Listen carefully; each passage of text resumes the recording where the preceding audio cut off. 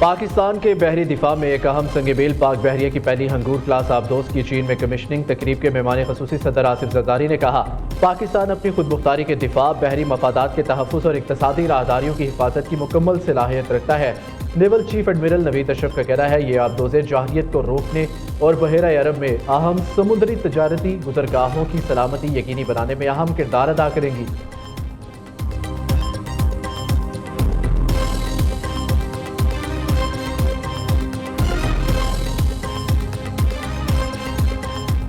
Scheme के हवाले से पहले साल में हमने जो हदफ मुकर्रर किया है वो 50,000 घरों के लिए है, जिसके लिए 321 अरब रुपए की फाइनेंसिंग मुख्तस की गई है।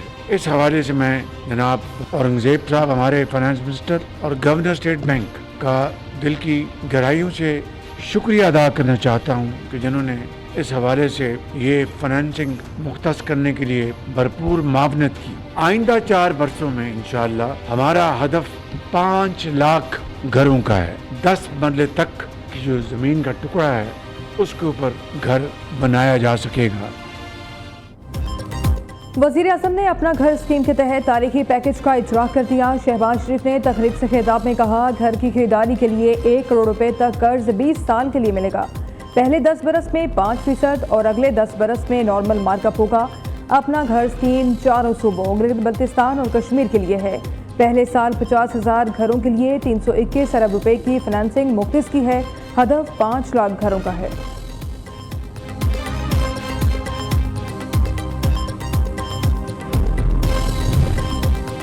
पाकिस्तान खित्ते में अमन के लिए अपनी कोशिशें जारी रखे हुए है। वज़ीर आज़म का ईरान और सऊदी अरब की क़यादत से रब्ता हुआ। वज़ीर आज़म ने ईरान की जानिब से वफ़द भेजने के फैसले का खैर मकदम किया। सऊदी वली अहद की जानिब से मुसलसल हिमायत पर शुक्रिया अदा किया। तर्जुमान दफ्तर ख़ारजा ताहिर हुसैन अंदराबी की मीडिया ब्रीफिंग कहा, अफगानिस्तान से पाकिस्तान में दरअंदाजी की शदीद मज़म्मत करते हैं।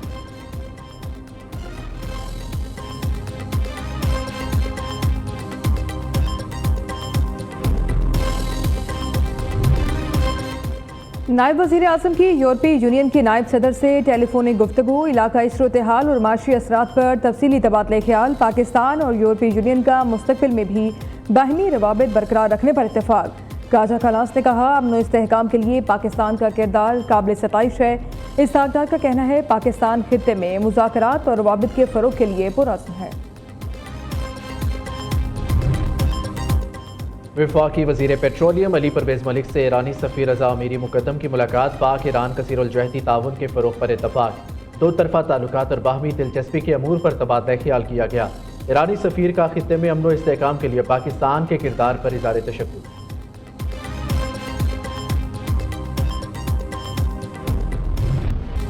आलमी मंडी में खाम तेल की कीमतें 4 साल की बुलंद तरीन सतह पर पहुँच गई। बरतानवी खाम तेल की कीमत में 8% इजाफा।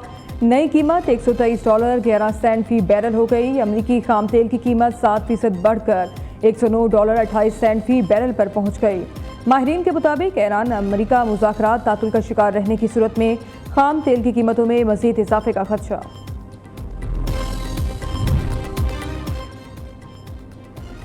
अमरीकी वज़ीर ख़जाना जैसे लोगों के फजूल मशवरे तेल को $120 तक ले गए। ईरान के चीफ मुज़ाकरातकार बाकिर कालिबाफ ने अमरीकी वज़ीर ख़जाना को आड़े हाथों ले लिया।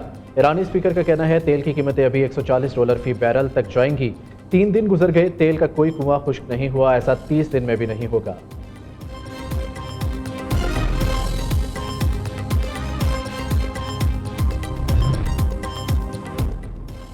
अमरीकी सदर के बार बार बदलते बयानात, कभी जंग की धमकियां तो कभी मुज़ाकरात पर जोर। ईरान की नई तजावीज़ मुस्तरद, जोहरी मुआहदे तक आबनाए हुर्मस की नाकाबंदी बरकरार रखने का ऐलान। अमरीकी सदर डोनाल्ड ट्रंप का कहना है, ईरान के साथ फ़ोन पर मुज़ाकरात जारी हैं। ईरान के पास एटमी हथियार नहीं होने चाहिए। ईरान को मानना होगा कि वो जंग हार गया, क्योंकि अमरीका अपने ज़्यादातर अहदाफ हासिल कर चुका।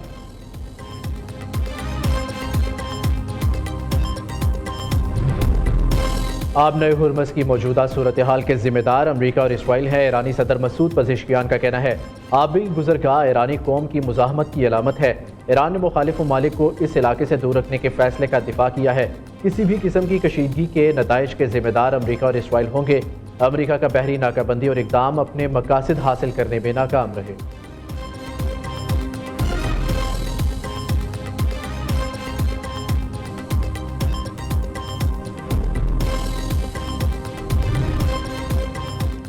अमरीकी सेंटकॉम का ईरान पर मुख्तसर और ताकतवर हमलों का मंसूबा तैयार, बुनियादी ढांचे को निशाना बनाने की धमकी। अमरीकी न्यूज़ वेबसाइट के मुताबिक मुमकिन हमलों का बुनियादी मकसद ईरान के अहम बुनियादी ढांचे को निशाना बनाना है।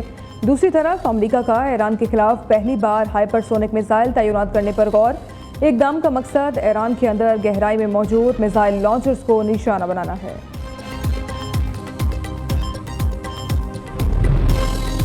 ईरान से जंग में अब तक अमेरिका के 25 अरब डॉलर खर्च हो चुके। ज़्यादा रकम हथियारों पर, कुछ मेंटेनेंस और आलात की तब्दीली पर खर्च हुई। ईरान के साथ जंग में अब तक 13 अमरीकी फौजी भी हलाक हो चुके। अमरीकी वजीर जंग पीट हेग्सेथ की आर्म्ड सर्विसेज की कमेटी को ब्रीफिंग।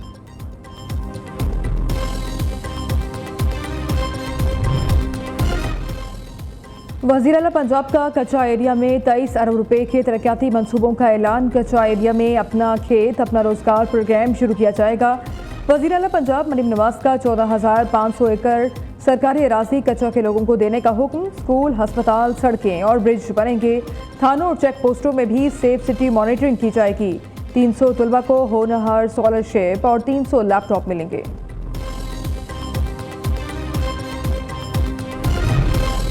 बलोचिस्तान में भी एयर एम्बुलेंस सर्विस शुरू करने का फैसला। पीपल्स एयर एम्बुलेंस अवामी खिदमत के लिए मुकम्मल तौर पर तैयार, जल्द सर्विस का आगाज़ कर दिया जाएगा। वज़ीर आला सरफराज बुकी का कहना है एयर एम्बुलेंस के जरिए दूर दराज और दुश्वार गुजार इलाकों से मरीजों को अस्पताल मुंतकिल किया जा सकेगा। कीमती इंसानी जानों के तहफ़्फ़ुज़ और बरवक्त तिब्बी अमदाद की फराहमी में नुमायां बेहतरी आएगी।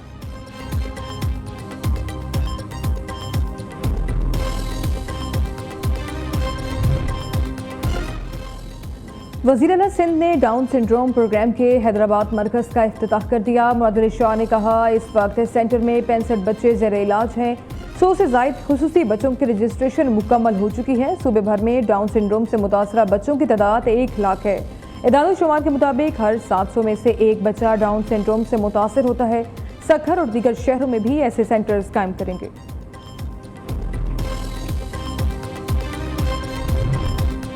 सुपर टैक्स इनकम टैक्स से अलहदा है। पार्लियामेंट को इसके नफाज का मुकम्मल इख्तियार हासिल है। विफाकी आईनी अदालत ने सुपर टैक्स केस का 293 सफ़हात पर मुश्तमिल तफसीली फैसला जारी कर दिया। सेक्शन 4C को आईनी करार दे दिया। इस्लामाबाद हाई कोर्ट का सर्कुलर जारी करने का हुक्म दायरा इख्तियार से बाहर करार देकर कलअदम कर दिया। फैसले में कहा सुपर टैक्स का इतलाक 2022 से होगा। सरमाए में इजाफा और मखसूस आमदन इसके दायरे में आएगी।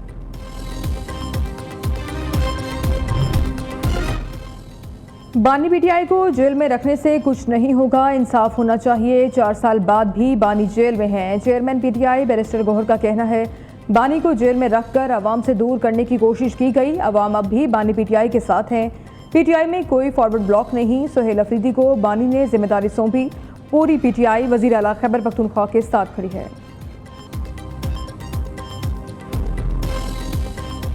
एक साल कब पहलगाम को बहाना बनाकर भारत ने पाकिस्तान पर हमला किया। आर्मी चीफ आसिम मुनीर ने फैसला किया कि मुकाबला करना है।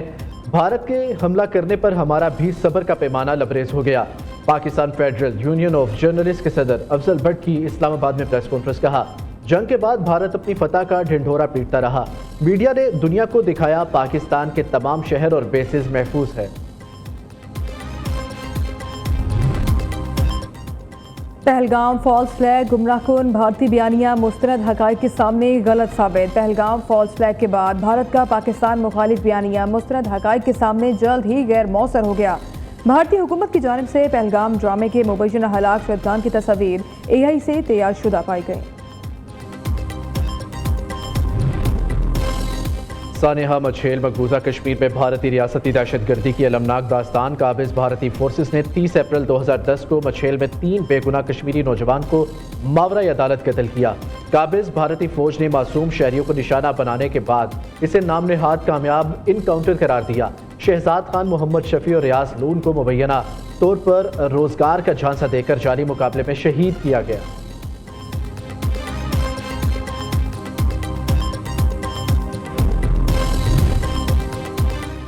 भारत में मोदी हुकूमत ज़मीनें करप्ट साथी अडानी को बांटने में मसरूफ। भारतीय अपोजिशन लीडर ने मोदी अडानी गठजोड़ और करप्शन के बड़े मंसूबे को बेनकाब कर दिया। राहुल गांधी का कहना है जजीरा निकोबार पर अडानी की ख्वाहिशात को पूरा करने के लिए जंगल के 160 मरबा किलोमीटर रुकबे को बेदर्दी से काटा जा रहा है। करोड़ों मालियत की लकड़ी को बेचा जा रहा है। ये भारत की तारीख का सबसे बड़ा फ्रॉड और सबसे बड़ी लूटमार है।